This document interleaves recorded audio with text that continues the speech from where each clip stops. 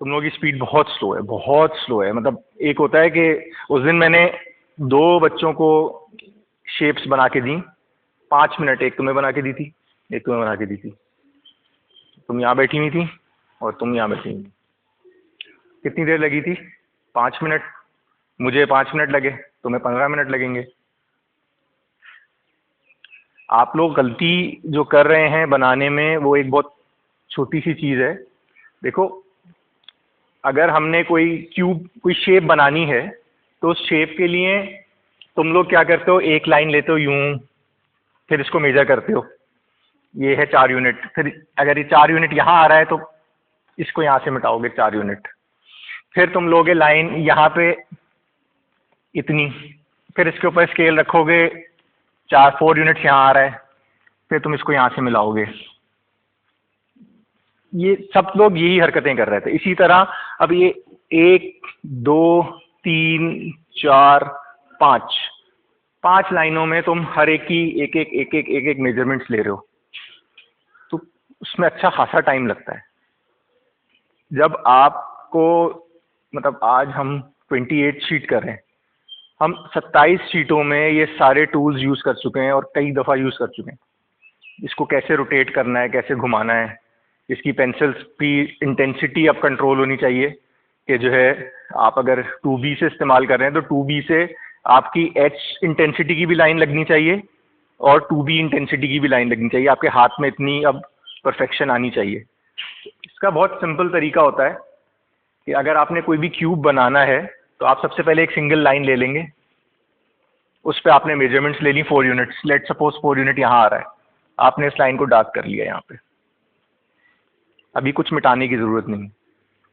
हमने क्या करना है, आइसोमेट्रिक के लिए चारों साइड्स पे लाइन लेनी है ना। आप चारों साइड्स पे लाइन लें, 1 2 3 4, चारों लाइंस आपने ले ली। अब आपने 4 यूनिट्स की मेजरमेंट यहाँ ली और 4 यूनिट्स की मेजरमेंट इधर ले ली। सिंपल। आपने अब क्या करना है, इसको यहाँ से डार्क करना है, ये लाइन यहाँ ले जानी है और फिर ये लाइन लाइट ले लेनी है। सेम, ये लाइन डार्क लेनी है, ये लाइन डार्क लेनी है और ये लाइन लाइट लेनी है। बॉक्स आपका रेडी हो चुका है। अब आपने सिर्फ इसकी लाइंस को प्रॉपर करना है और अब ये इतनी लाइट होंगी कि आप इनको आराम से मिटा देंगे। तो हमने मिटाई थी, कोई निशान रहा था? नहीं। तो ये मुश्किल से 2 मिनट में एक बॉक्स बन गया था, मैंने बनाया था। तो तुम लोगों से 2 मिनट में नहीं बनेगा, 5 मिनट में बन जाएगा, 6 मिनट में बन जाएगा। अगर 6 मिनट के हिसाब से 6 6 36 और 6 9 54 मिनट्स लगने चाहिए। 10 मिनट के हिसाब से लगा दो 90 मिनट्स, 1.5 घंटा। ये मैक्सिमम बता रहा हूँ मैं तुम्हें। 90 मिनट्स में ये शीट बननी चाहिए थी। तुम लोगों से 3 घंटे में भी नहीं बनी। 3 घंटे और 90 मिनट्स, यानी डबल टाइम में भी तुम लोग नहीं बना सके।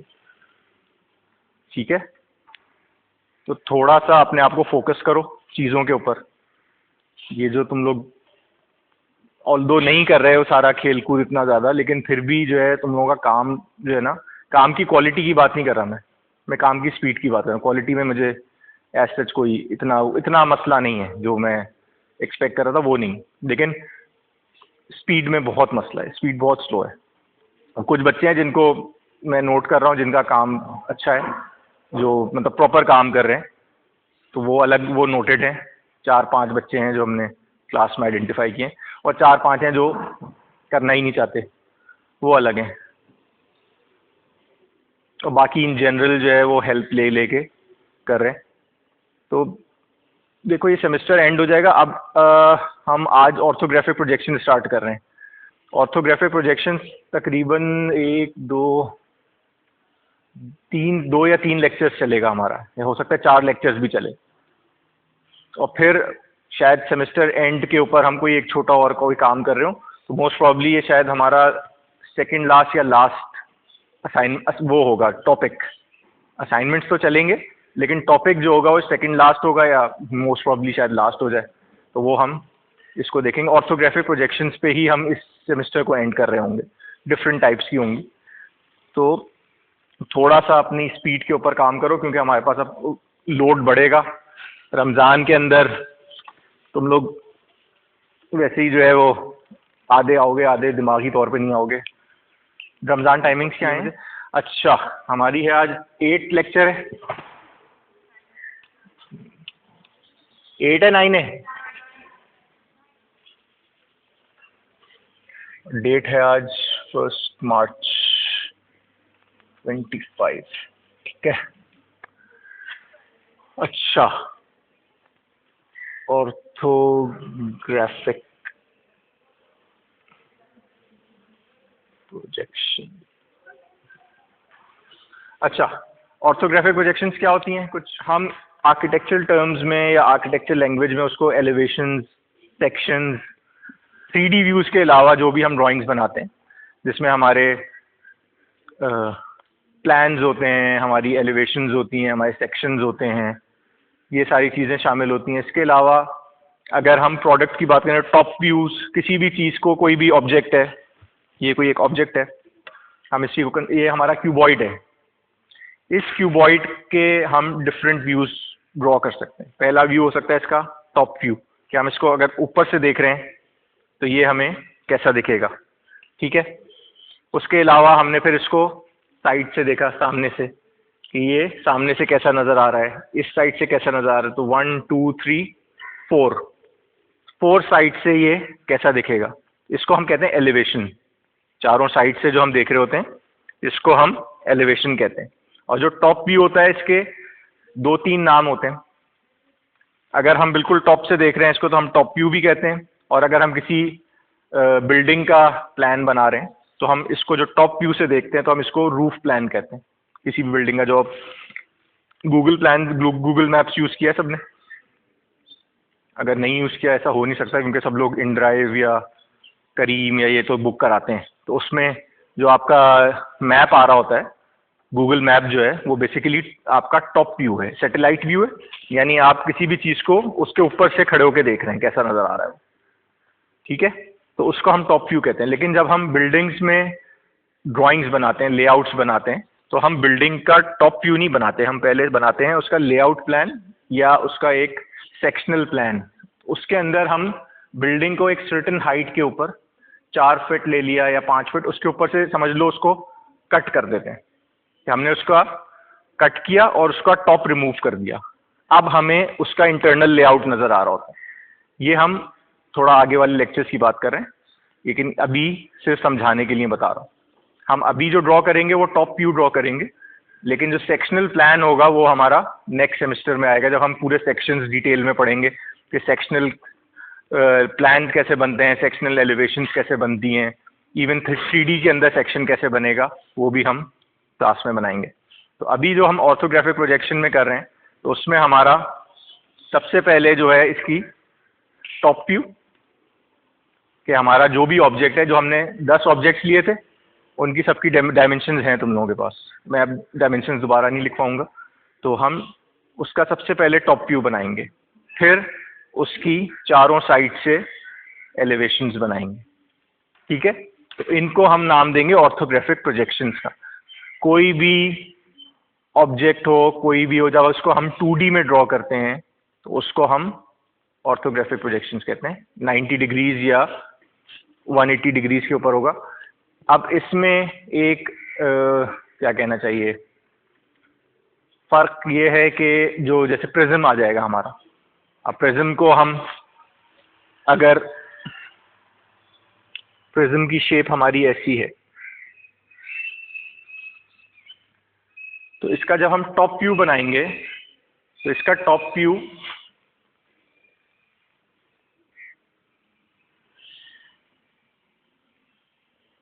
ऐसे बन रहा होगा, ठीक है। अब लेकिन जब हम इस साइड से इसकी एलिवेशन ड्रॉ करेंगे तो ये हमें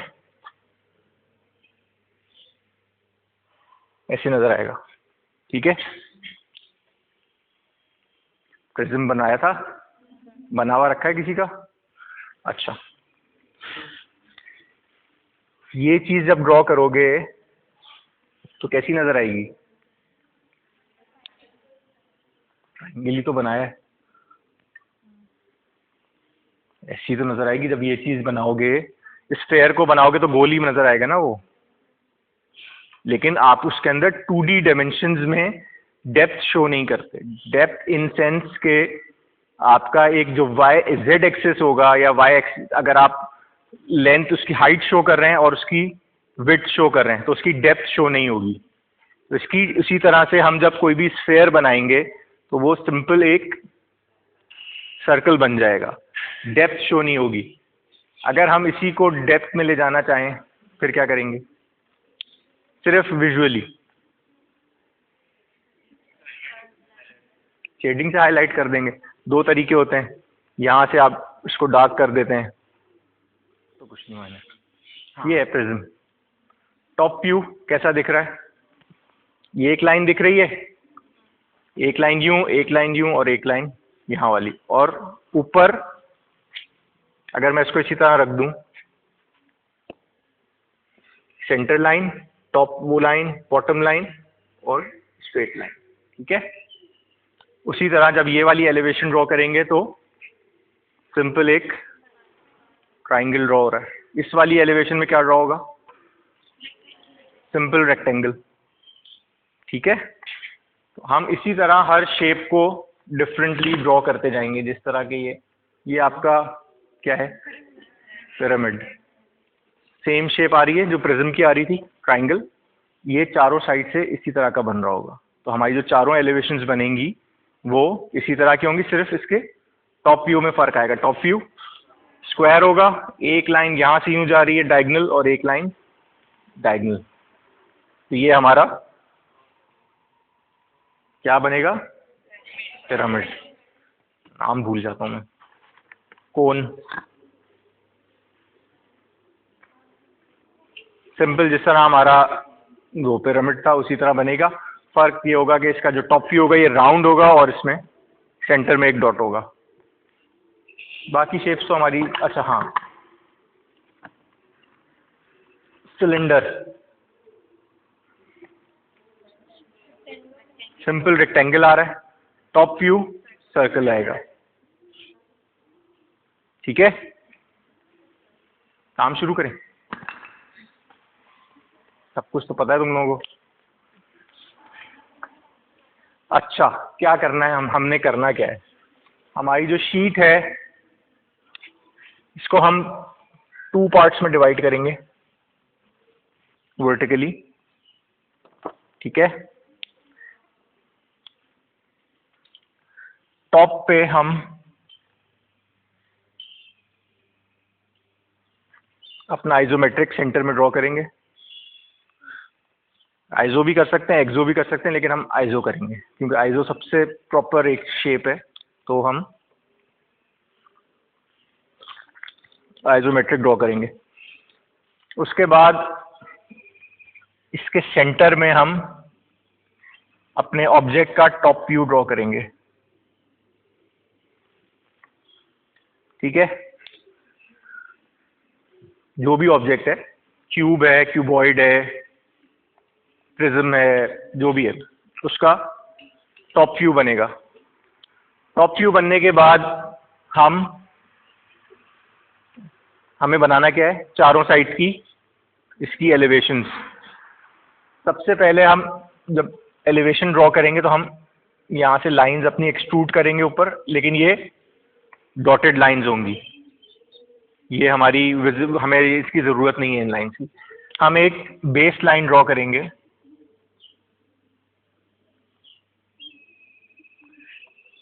बेस लाइन को हम बेसिकली ग्राउंड लाइन भी कहते हैं, जिस फ्लोर के ऊपर वो ऑब्जेक्ट स्टैंड कर रहा है, ठीक है। अच्छा, एलिवेशन ड्रॉ करने के 2 तरीके होते हैं। एक तो ये होता है कि आप बेस लाइन ऊपर की साइड पे लें और ऑब्जेक्ट को नीचे ड्रॉ करें। सेकंड ऑप्शन ये होता है कि आप बेस लाइन बनाएं और ऑब्जेक्ट को ऊपर ड्रॉ करें। तो ये दोनों तरीके हमारे होते हैं। बुक में जो है बेस लाइन ऊपर और ऑब्जेक्ट को नीचे ड्रॉ किया है, तो हम उसी को फॉलो कर लेंगे। लेकिन इन फ्यूचर जब तुम लोग जाओगे, जो आर्किटेक्चर वाले हैं खास तौर पे, तो या इवन इंडस्ट्रियल वाले भी, जब तुम लोग एलिवेशंस ड्रॉ करोगे तो हो सकता है कि हमारे पास एक ही पूरे पेज के ऊपर लेआउट आ जाए, प्लान आ जाए। तो हमारे पास एलिवेशंस की जगह अलग होगी, तो हम फिर उल्टी एलिवेशंस नहीं बनाएंगे, फिर हम सीधी एलिवेशंस बनाएंगे। तो उसका फिर तरीका डिफरेंट हो जाता है। फर्क सिर्फ ये होगा कि बेस लाइन के ऊपर आप ड्रॉ कर रहे हैं, यहाँ बेस लाइन के आप नीचे ड्रॉ कर रहे हैं। ठीक है, अब आप इस बेस लाइन तक ये लेकर गए अपनी गाइडलाइंस। हाइट कितनी थी हमारी क्यूब की? 4 यूनिट्स की हमने मेजरमेंट ली।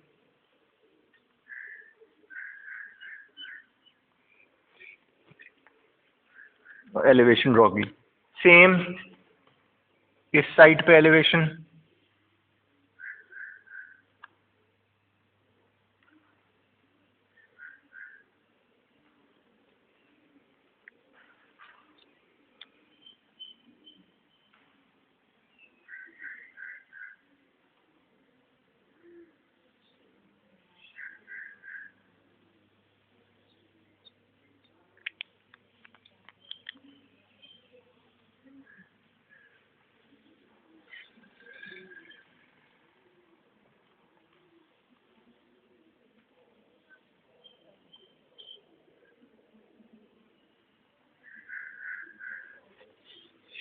ठीक है।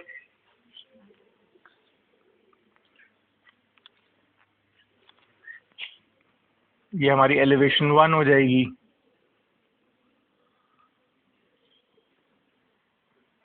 ए, ये एलिवेशन बी, सी, डी। आप ए बी सी डी भी ले सकते हैं, जो दिल चाहे ले सकते हैं। इसके बाद ये हमारा टॉप व्यू है।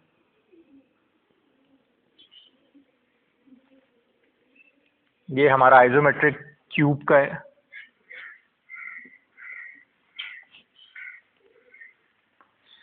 क्लियर है? इसमें कोई मसला, कोई सवाल, कुछ?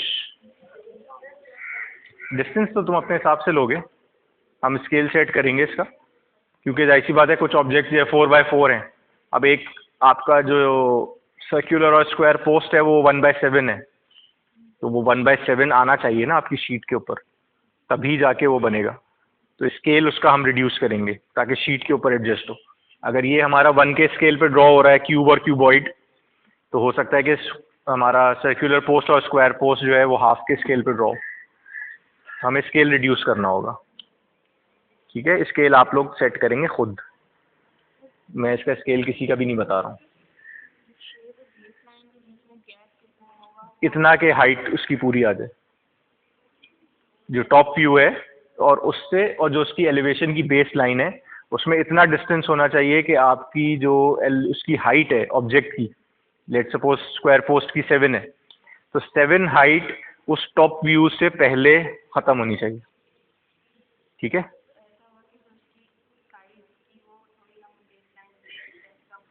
हो सकता है, जरूरी नहीं है, हो सकता है। टॉप टॉप और बॉटम में देखो गुंजाइश ज़्यादा है तुम्हारे पास, राइट और लेफ्ट पे गुंजाइश कम है, तो तुम राइट और लेफ्ट पे हो सकता है थोड़ा सा स्क्वीज करके बनाओ, और ऊपर के अंदर थोड़ी सी गुंजाइश दे सकते हो।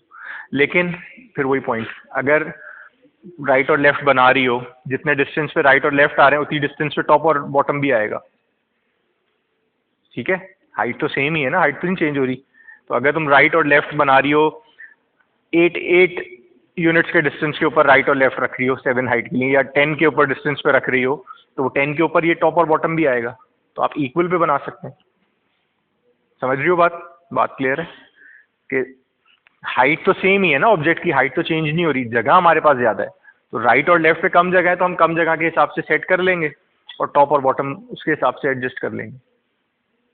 ठीक है, हाइट का वेरिएशन अभी नहीं है, हमारे नेक्स्ट या नेक्स्ट क्लास में आएगा, उसमें करेंगे हम। इसमें कोई सवाल है तो बताओ। ऑब्वियसली वो तो फिर एलिवेशन और वो कोलाइड कर जाएंगे। इसकी फिर हमें डायमेंशंस भी डालनी है। डायमेंशंस को हम आम लैंग्वेज में मेजरमेंट्स, ये कितना है?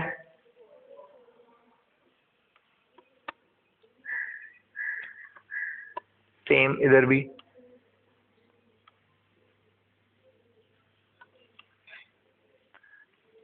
चारों साइड्स पे।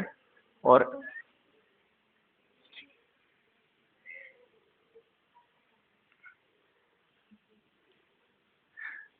हम टॉप व्यू में लेंथ और ब्रेड्थ की डायमेंशंस देते हैं, ठीक है, और एलिवेशन के अंदर हम सिर्फ हाइट की डायमेंशन देते हैं। इसके एलिवेशन में हम कभी भी ये वाली चीज़ नहीं देते क्योंकि ये ऑलरेडी यहाँ कवर हो गई है। तो जब हम एलिवेशन ड्रॉ करते हैं तो एलिवेशन में जब हम डायमेंशंस डालते हैं तो वो सिर्फ उसकी हाइट्स को शो करने के लिए डाली जाती है। ये इतनी हाइट पे डोर है तो इतनी हाइट पे विंडो है तो ये फ्लोर हाइट इतनी है। तो एलिवेशन और सेक्शंस में जो वर्टिकल ड्राइंग्स हम बना रहे होते हैं उसमें हम सिर्फ इसकी हाइट दिखाते हैं, और इसके अंदर टॉप व्यू में या सेक्शनल प्लान के अंदर हम उसकी लेंथ, उसकी विड्थ, ये सारी चीज़ें शो करेंगे। डोर की विड्थ कितनी होगी, या वॉल अगर कोई है तो वॉल की कितनी लंबी वॉल है, ये सारी चीज़ें हम उस तरह से कर रहे हैं। यहाँ तक क्लियर है चीज़ें? बेटा 4 यूनिट की तो हाइट है ना, ये तो 4 यूनिट की तो हाइट है तुम्हारी।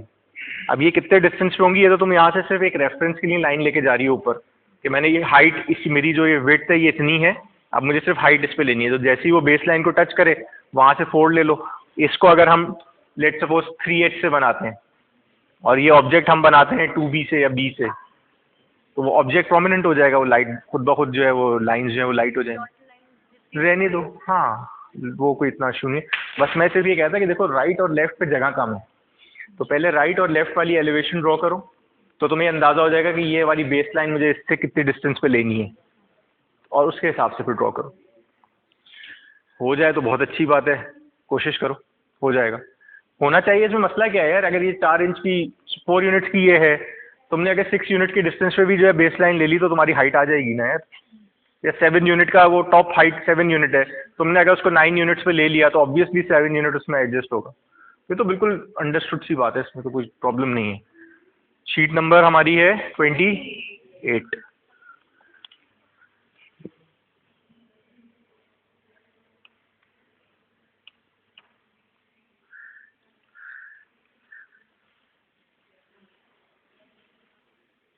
Sheet 28, orthographic projections 1, cube and cuboid. सही है?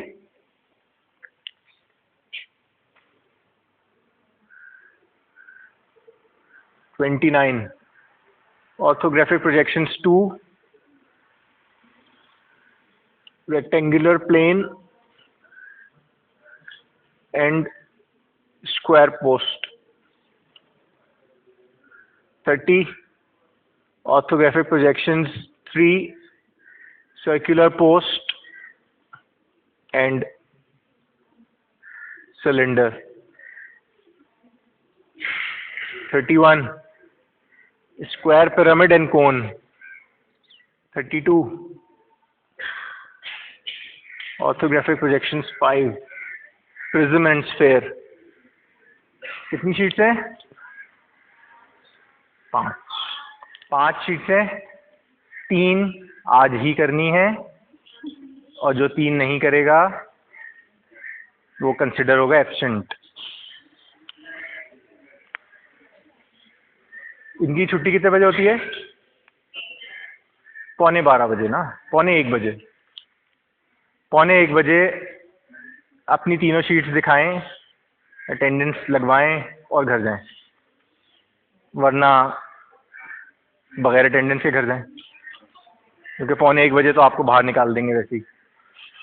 दूसरे वाले ग्रुप के पास, ए ग्रुप के पास अगर है थोड़ी सी, तो उनके पास हैं आज 6 घंटे, तो उनके लिए हैं 4 शीट।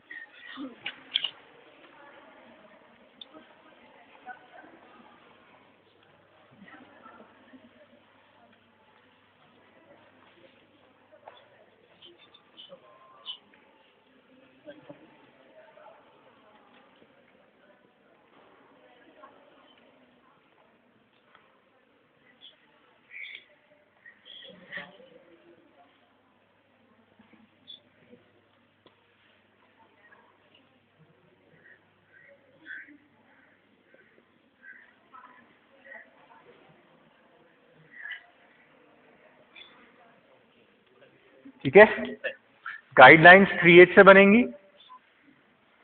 सिर्फ इन गाइडलाइंस की बात कर रहा हूँ जो अगर तुम्हें बनाने की ज़रूरत है। इवन अगर ये तुम लोग पेंसिल के कंट्रोल पे 2B या B से भी बनाते हो तो तुम्हारा काम हो जाएगा, ज़रूरत नहीं पड़ेगी।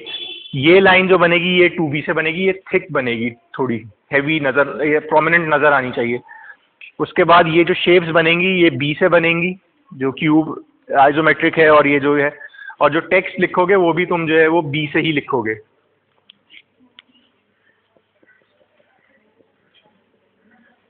टेक्स्ट भी जो होगा वो B से होगा, ठीक है। Thank you.